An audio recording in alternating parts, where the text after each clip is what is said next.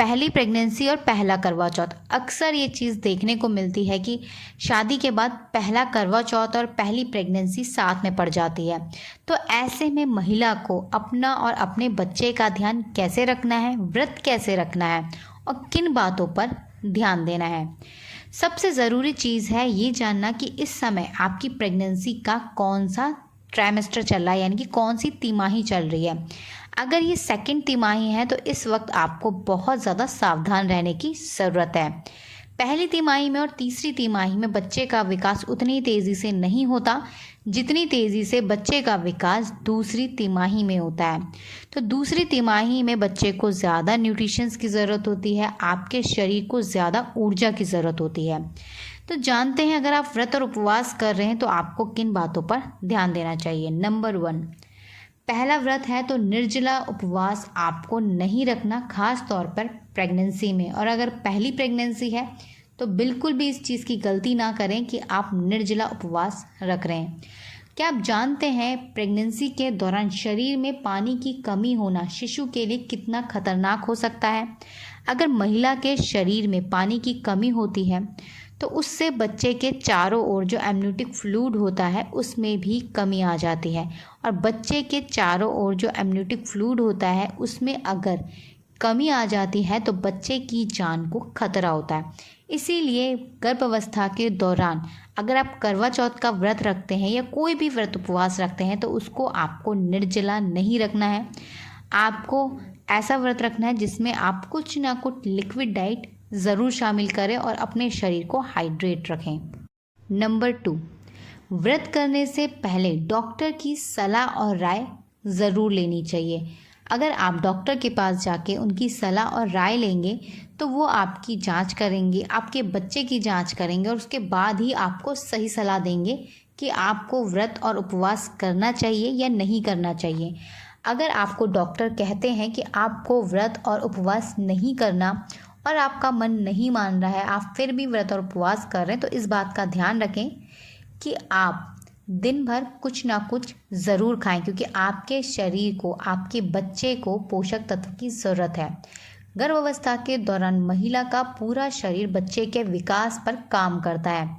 महिला से ही बच्चे को ज़रूरी पोषक तत्व मिलते हैं और बच्चे का शारीरिक और मानसिक विकास होता है। तो अगर व्रत उपवास आपको रखना है तो इस बात का विशेष ध्यान रखना है कि आपको दिन भर कुछ हेल्दी चीज़ें लेनी है, ऐसी चीज़ें जिससे बच्चे को नुकसान ना हो और आपकी आस्था और भक्ति को भी इससे ठेस ना पहुँचे। आप कोशिश करें कि डॉक्टर के मना करने पर भी अगर आप व्रत करना चाहते हैं तो आप दिन में दूध लें, आप ड्राई फ्रूट्स लें, आप ऐसी चीज़ें खाएं जो व्रत और उपवास में खाई जाती हैं। नंबर 3, रिलैक्सेशन करना, यानी कि आराम करना। अगर आप गर्भावस्था के दौरान करवा चौथ का व्रत करते हैं या कोई भी व्रत और उपवास करते हैं तो इस बात का विशेष ध्यान रखें कि दिन भर आपको ऐसी एक्टिविटी नहीं करनी है जिससे आपका शरीर ज़्यादा थके।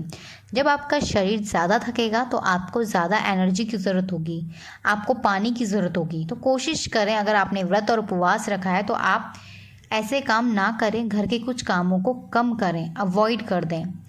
ख़ास तौर पे आपको ज़्यादा बातें नहीं करनी चाहिए, जितना ज़्यादा आप बोलेंगे उतना ही आपकी एनर्जी लॉस होगी, आपका गला सूखेगा और बॉडी में डिहाइड्रेशन होगी। तो कोशिश करें कि ज़्यादा काम ना करें, घर के छोटे मोटे काम करें और हो सके तो थोड़ा रेस्ट ज़रूर करें उस दिन जिस दिन आप करवा चौथ का व्रत और उपवास कर रहे हैं। साथ ही आपको स्ट्रेस ना हो, तनाव ना हो, इसका भी आपको विशेष ध्यान रखना है। इसके लिए आपको आराम करने के साथ साथ बुक्स पढ़नी है। आप चाहें तो करवा चौथ की कथाएं पढ़ सकते हैं। कोशिश करें कि चीज़ें पढ़ें, इलेक्ट्रॉनिक चीज़ों से दूर रहें। फ़ोन, टीवी, लैपटॉप, कंप्यूटर, इन सारी चीज़ों से आपको दूर रहना है, क्योंकि इनसे निकलने वाली रेडिएशन वेव आपके ब्रेन पर इफ़ेक्ट डालती हैं जिससे आपको चिड़चिड़ापन होता है। नंबर 4, सरगी। करवा चौथ के व्रत से पहले सरगी खाने का महत्व बहुत बड़ा है। सुबह उठकर जब आप सरगी खाएं, सबसे पहली चीज़ तो आपको उठकर सरगी ज़रूर खानी है। तो जब आप सरगी खाते हैं तो इसमें आपको क्या क्या चीज़ें शामिल करनी है। आपको बहुत ऑयली चीज़ें अपनी सरगी में शामिल नहीं करनी। आप सरगी में क्या क्या चीज़ें शामिल करें? दूध, आप सरगी में नारियल पानी को ज़रूर शामिल करें, क्योंकि नारियल पानी से आपको पूरे दिन भर डिहाइड्रेशन की प्रॉब्लम नहीं रहेगी। तो नारियल पानी ज़रूर शामिल करें। दूध से बनी हुई चीज़ें लें। आप पोहा और दही खा सकते हैं, क्योंकि पोहा और जो दही का कॉम्बिनेशन है ये पूरे दिन भर अच्छी एनर्जी देता है। आप चाहें तो राइस और दही का कॉम्बिनेशन रख सकते हैं। इसी के साथ आप साबूदाना ले सकते हैं, आप दलिया ले सकते हैं, आप दाल और चावल ले सकते हैं, आप रोटी और सब्जी ले सकते हैं। अपनी डाइट में कार्बोहाइड्रेट ज़रूर शामिल करें, क्योंकि कार्बोहाइड्रेट से आपको पूरे दिन भर एनर्जी मिलती है। इसी के साथ रात को सोने से पहले आपको ड्राई फ्रूट्स भिगाने चाहिए, जिनका सेवन आप सुबह उठकर सरगी में ज़रूर करें। इसी के साथ आप सरगी में स्प्राउट्स ले सकते हैं। आप भीगे हुए चने, मूंग की दाल और मूंगफली का सेवन भी कर सकते हैं। इसी के साथ भीगी हुई किशमिश आप खा सकते हैं। जिन चीज़ों से प्रोटीन मिलता है उन चीज़ों को भी अपनी डाइट में ज़रूर शामिल करें। इसी के साथ आप फ्रूट सैलेड अपनी डाइट में शामिल कर सकते हैं, फ्रूट्स शामिल कर सकते हैं। नंबर 5, दिन में आपको कुछ ना कुछ हल्का फुल्का ज़रूर खाना है जब आप करवा चौथ का व्रत रखते हैं, क्योंकि जब करवा चौथ का व्रत रखा जाता है और अगर आप प्रेग्नेंट हैं तो प्रेग्नेंट महिला को शाम होने तक चक्कर आने लगते हैं, उनकी तबीयत खराब होने लगती है। तो ऐसे में करवा चौथ का व्रत और प्रेगनेंसी अगर साथ में पड़ रही है तो महिला को दिन में कुछ ना कुछ ज़रूर लेना चाहिए, क्योंकि ये चीज़ें बच्चे के लिए बेहद ज़रूरी हैं। इसी के साथ चाय कॉफ़ी को आपको अवॉइड करना है। इसकी जगह पे आप ग्रीन टी ले सकते हैं, आप हर्बल टी ले सकते हैं। नंबर 6, करवा चौथ के व्रत के दौरान आपको बहुत भारी कपड़े या बहुत भारी गहने जेवर आदि नहीं पहनने। अगर आप भारी कपड़े पहनेंगे, भारी जेवर पहनेंगे प्रेगनेंसी के दौरान, वैसे भी अगर आप कुछ आपको बहुत सारी प्रॉब्लम्स हो सकती हैं, आपको घबराहट महसूस हो सकती है, आपको बेचैनी हो सकती है। नंबर 7, रात को जब आप व्रत या उपवास खोलें तो उसमें भी एकदम बहुत भारी चीज़ें ना खाएं। सबसे पहले शुरुआत फ्रूट से करें या सैलेड से करें, किसी हल्की चीज़ से करें, उसके बाद ही कुछ हैवी खाएं। इसी के साथ करवा चौथ की जो पूजा होती है उसमें या जो कथा होती है उसमें आपको किसी ना किसी की हेल्प ज़रूर लेनी चाहिए।